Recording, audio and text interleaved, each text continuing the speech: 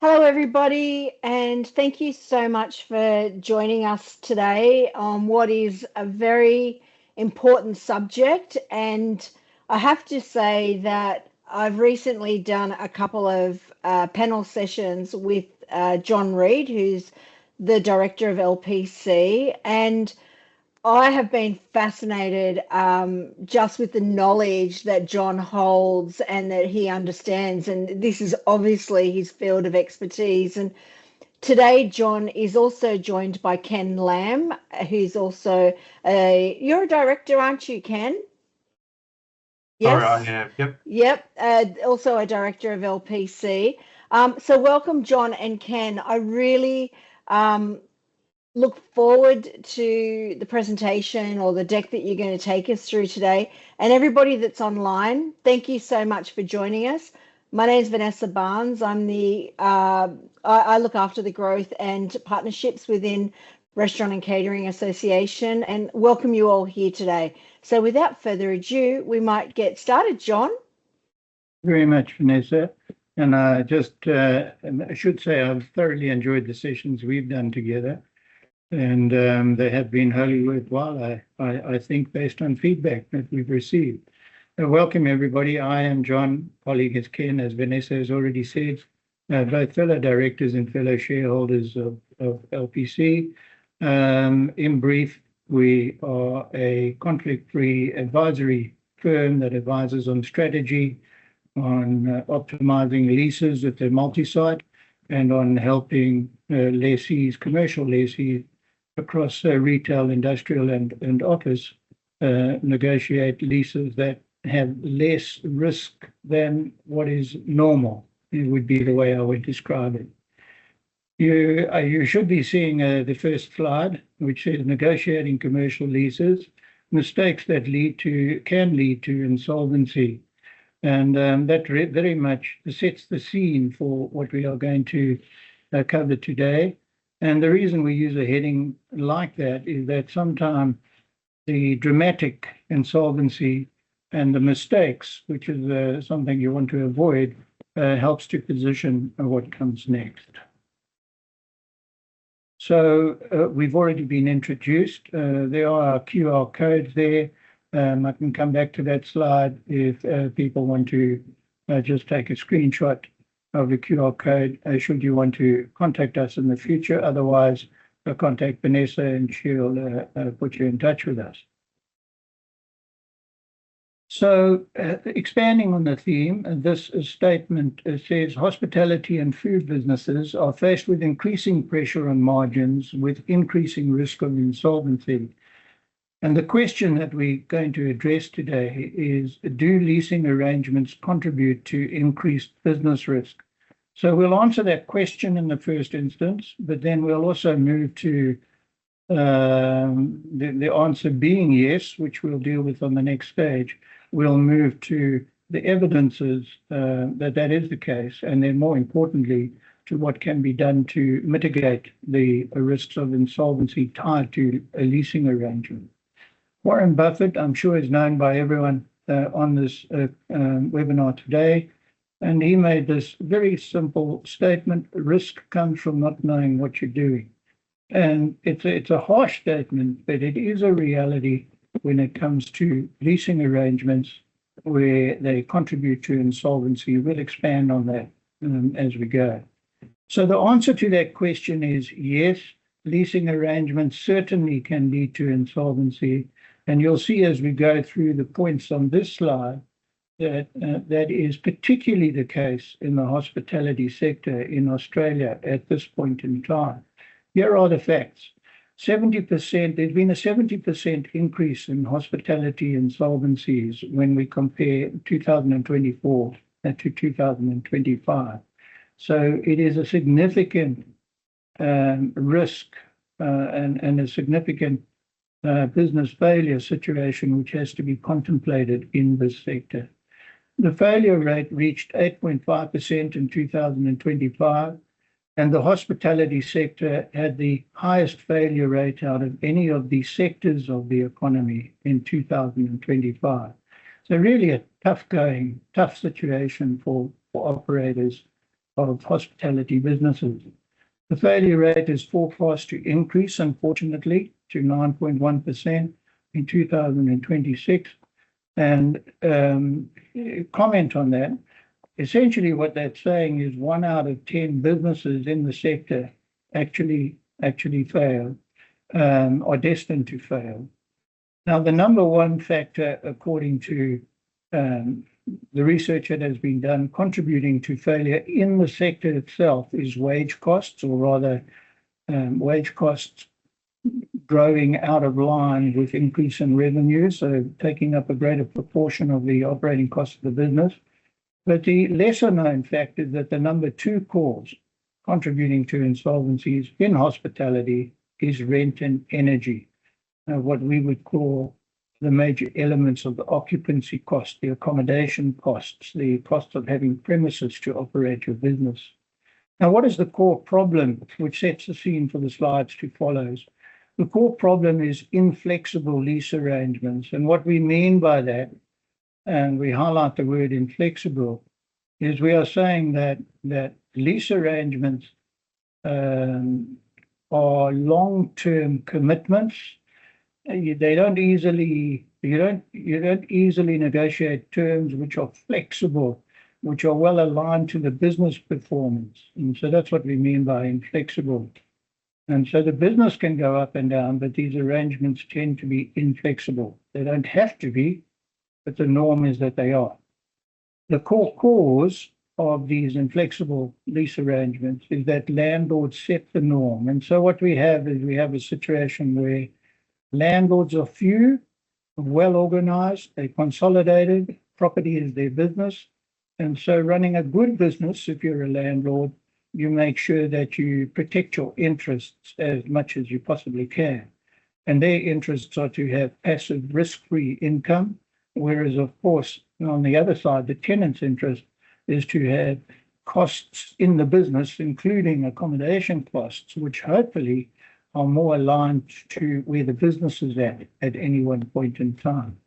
Now, here's one of our social posts, a little icon, and it says, "Growth is painful, change is painful, but nothing is as painful as staying stuck somewhere where you don't belong." That wasn't written with real estate in mind. It wasn't written with the leasing arrangement in mind, but it's very, very descriptive of the problem we're talking about. Now, on this slide, we take a closer look at the causes. Why is it that leasing arrangements are a significant contributor to insolvencies in the hospitality sectors? Now, the heading there where it says the causes include, they're not only these causes, but includes repeating these mistakes, and the mistakes are listed down below, and we'll actually go through them one by one, and Ken might interrupt along the line and might add to some real life situations which make this more real for you. But it's the repeating of these mistakes. So in other words, one lessee responsible for a business would repeat these mistakes many times in many different leasing arrangements. Or we mean by repeating is that they're repeated by tenants as a whole within the hospitality sector. Oh, by the way, not just within hospitality, but hospitality feels the mistakes more acutely because the business performance goes up and down. So let's have a closer look at that. Misunderstanding the tenant challenge. And so, and these are from our experience, we've observed things. And so what we observe, regrettably, so many people come to us after the fact, well into a lease agreement, and they're in trouble and they seek help. And you walk back and there hasn't been a very deep understanding of the implications of the lease agreement that has been signed up to. And there's a misunderstanding of the way the way lease negotiations work, and what you can negotiate and can't negotiate. There's just a misunderstanding of that. There's a misunderstanding of the strength of the landlord side, and how the landlords would, because of their strength in running good businesses, which tend to control what is normal in the lease arrangements, and it would control the narrative. So misunderstanding the tenant challenge. Number two, relying on cure rather than prevention. We've got some images on the left-hand side, and you might be wondering what those are. The top image is an image of an event function business, a hospitality business. And a very short while ago, somebody came through to me, I think after one of the sessions we'd run, and desperate in seeking help. And the situation that they described was something like this, was that they'd had a business running for 40 years, and they received a notification via the post from the landlord that they had to vacate within, if my memory serves me right, I think it was 6 weeks, and gave the basis for the instructions that they had to locate the premises. Now, for 40 years, this business has run. It was thousands of weddings and other functions had been undertaken at this premises, but the owner had regrettably not paid sufficient attention to the detail of the leasing arrangement. And so, in fact, that instruction that came from the landlord, they were totally in their rights to give that instruction. But you can imagine the heartache and the pain that it caused for the hospitality operator. The second image illustrates something similar, and this was during COVID, and you can see the Uber sign. And I was driving, I got an Uber lift to Sydney Airport from our offices in the city centre. And en route to the airport, I was speaking to the driver, who was an Italian migrant, and told me a little bit about his background. And his background was that he'd come to Australia about 25 years ago, and opened a wonderful Italian restaurant in Sydney, employed 25 people, and excellent destination restaurant for Italian, just gone from strength to strength, and then COVID hit. And all of a sudden he had to do takeaways and had lockdown and so on.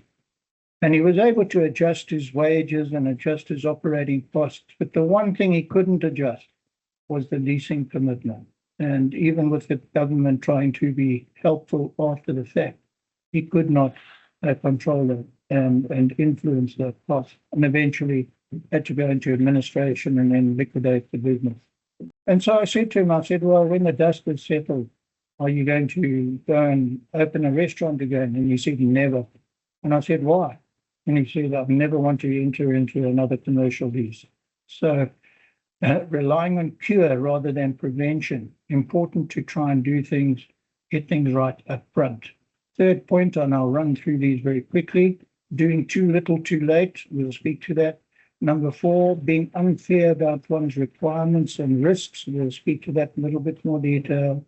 Not asking or asking without leverage. What that means is that it's our experience that many hospitality tenants don't realize that they're dealing with almost a blank piece of paper. And if you don't ask, you won't get. And so that's what is implicit in that point. Where it says not asking or asking without leverage is, again, many tenants do not apply their mind enough before you negotiating, before you sign up a lease, to how you can build leverage to try and get to a better landing point instead of just what is presented to one by the landlord. And then number 6, negotiating without knowledge or expertise. The landlords have exceptional expertise in this area. And so tenants start in the outside lane, very disadvantaged. Committing without conflict-free advice.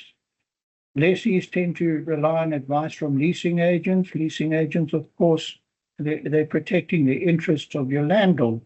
And therefore, it's not advice that one should have been reliant on. You should have conflict-free expertise advice that see things from your side. And then getting trapped due to locational goodwill. And that's probably illustrated in the little bottom picture. And what that means is that very often a hospitality business is quite tied to a particular location. And so when it comes to the end of the lease term or the exercising of an option, they're very much on the back foot, and they don't have a lot of leverage when it comes to those situations, unless one's planned to build leverage. Ken, I don't know if there's anything you want to sneak in there. If you've sorry. seen any questions at all. Yeah, there was one question, John, in relation to the goodwill. One of the questions was the location is actually very important to the business, and they're considering renewing their lease for a third time to take up another 5-year option.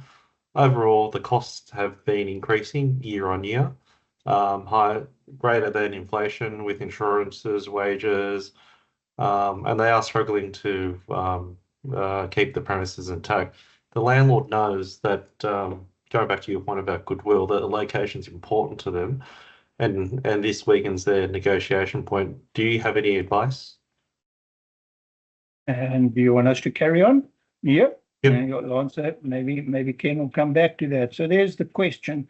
The situation is described and the question. And I guess the advice, as much as you can do in half an hour, is we're going to speak to the opposites of what was on the previous slide, because if you can avoid the mistakes, then at least you're going to be in a better position. It doesn't mean you'll solve all your problems, but you'll be in a better position. So the slide in front of you has got a very encouraging sign. Come in, we're open. Come in, we're open. The opposite of closure and insolvency.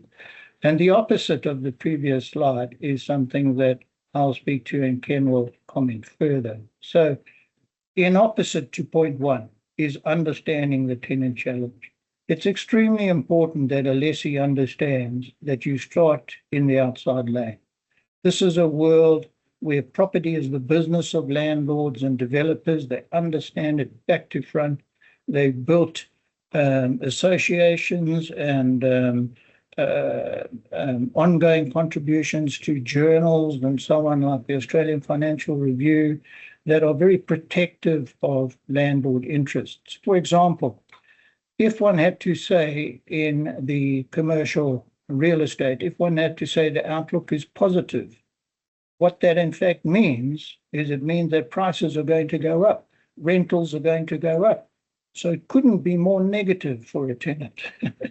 But that's what I mean by the industry and so on is controlled by the landlords. They run very, very good businesses, and many of them are very large. Sorry, John. I was just going to say one point also, which is probably the obvious. Like when you receive a draft lease, what you'll notice, it's always drafted by the landlord, by the solicitor, and typically in their favour. Excellent, Ken. So you must remember that most solicitors, almost all solicitors, there's a few solicitors we use who only work with the tenant side, but their work is generated from landlords. And so what does a solicitor do? They act on behalf of their clients. Number two, it's important to rely on prevention, not cure. It is incredibly difficult to do a rescue act after the lease is signed and after the trouble has come. And we get many calls that ask for this help, and we do our best. But it's always painful to see the difficulties that the lessees are in. So you've got to get it right up front. When the ink is dry, the ink is dry, and you have a problem that you have to deal with, unless it's been negotiated well. The third point is doing the right things early.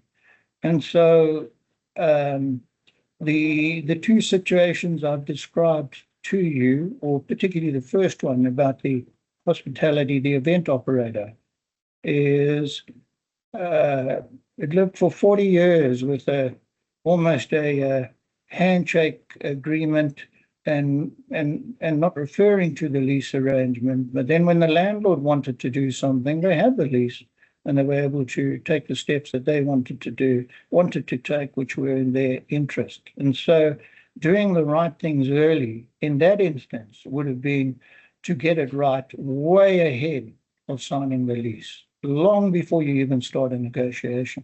Now, if you're already in a lease and you've got a lease expiry coming, the same principle applies.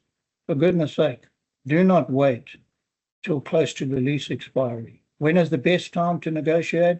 It is always today. It doesn't matter where you are in your current leasing arrangement or where you need to get to a new lease arrangement. Start today and start applying your mind to it.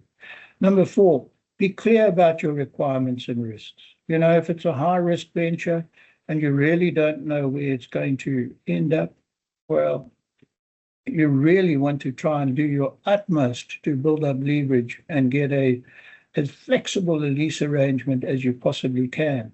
And you certainly don't want to be entering into personal guarantees where you have the harm of a bank guarantee being actioned, followed by access to your personal wealth and assets and resources.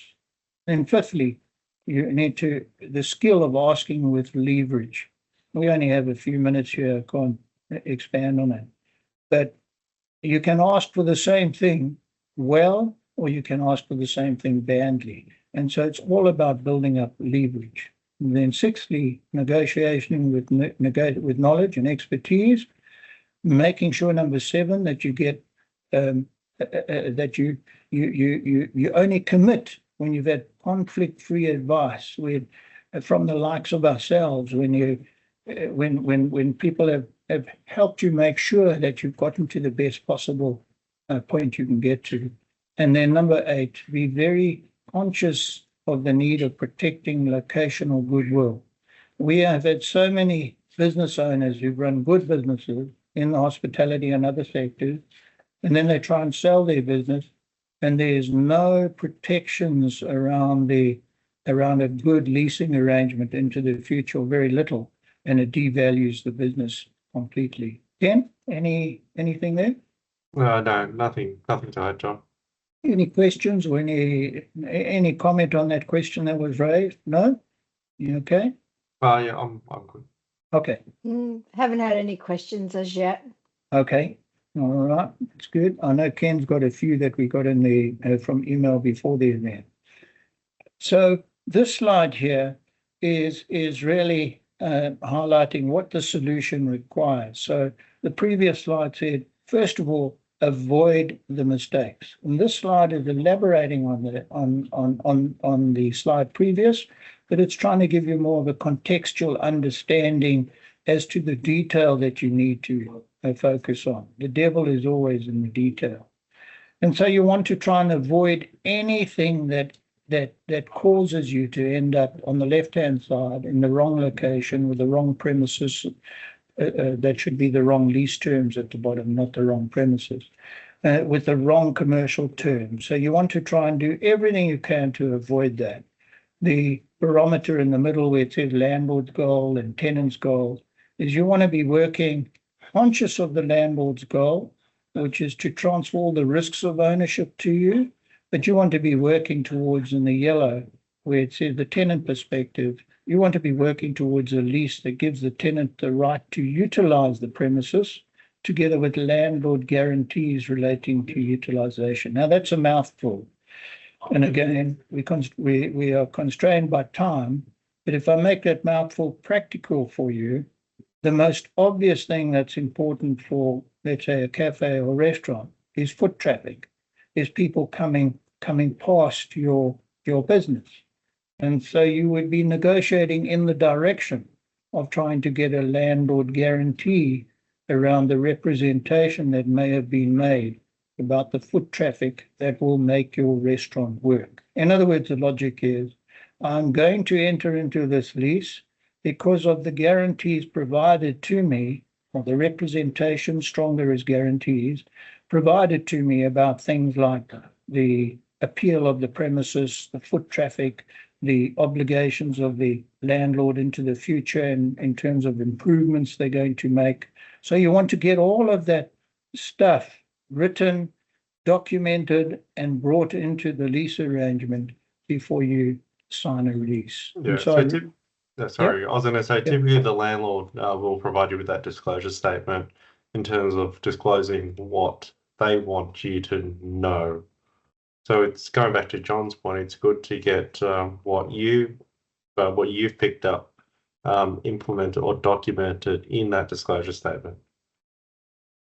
And these 5 categories under commercial terms: cost, risk, flexibility, obligations, and guarantees. Very short webinar, but those 5 headings can actually help you focus your mind on what things are important to try and move closer to achieving the right location, the right premises, and the right commercial terms during the lease arrangement.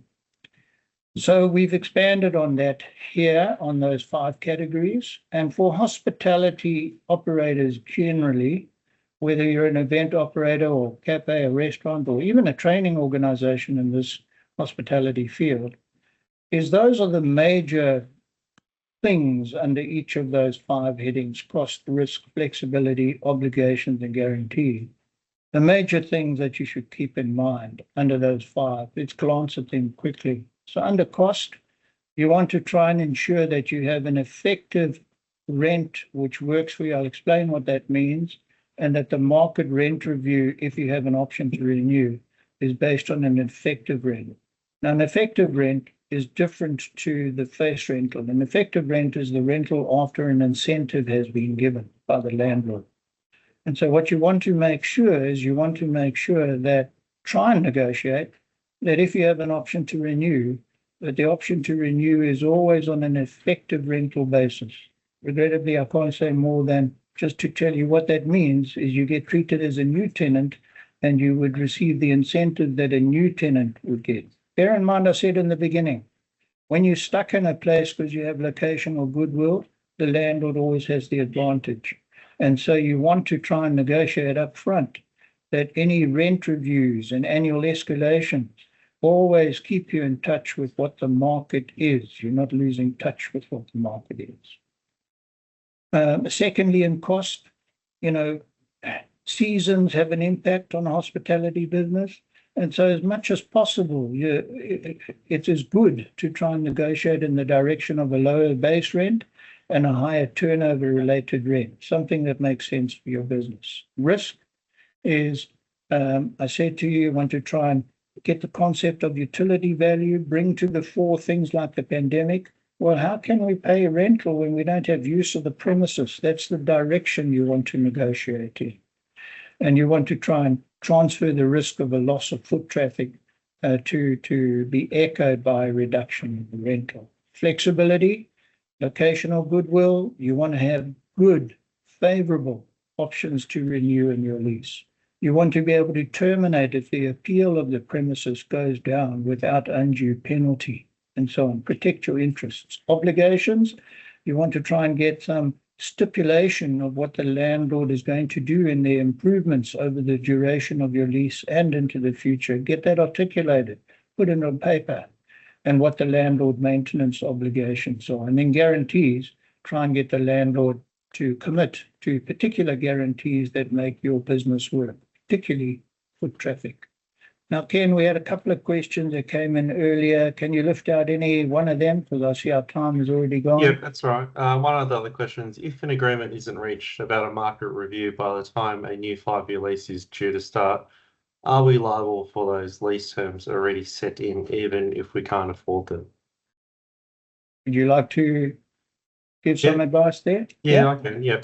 So typically, if you haven't reached an agreement on the market rent or the market term, you will move into the holder. So you're not liable for them until you actually reach an agreement with the landlord. In saying that, there's always a risk that the landlord will kick you out and lease the premises to another party. That's before you sign the lease. Correct, yeah. Okay, the way I understood that question was it sounded like they were already committed. Okay, I get you. Okay, any other? One final question, and then we'll sign off.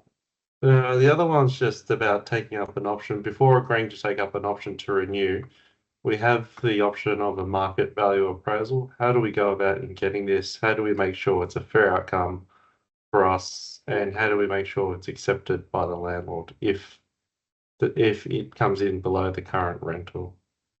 Maybe that's quite complicated, and I would suggest I have put the QR codes. That's quite a technical question to pick up. But what I would say in answer to that is we have solicitors and valuers that we work with who do things from the tenant perspective. And you can look at the same thing, and the same applies in valuation, and you can get a different outcome depending on what your starting perspective is. And so that's just a nugget to throw in response to that question. I am conscious of time. Our time has gone, and QR codes are there, and Vanessa is there. And we do thank you for your attendance today. The recording will be there. Vanessa, any last word from you? No, I just wanted to say thank you so much. As always, so informative. And I really do urge everybody that if you have got any leasing or tenancy questions that you might have, to please reach out to the guys. As always, really value your time and your expertise. Really grateful. Thank you so much. And thank you everybody for joining us today. Thank you very much. Okay. Okay, bye. Bye.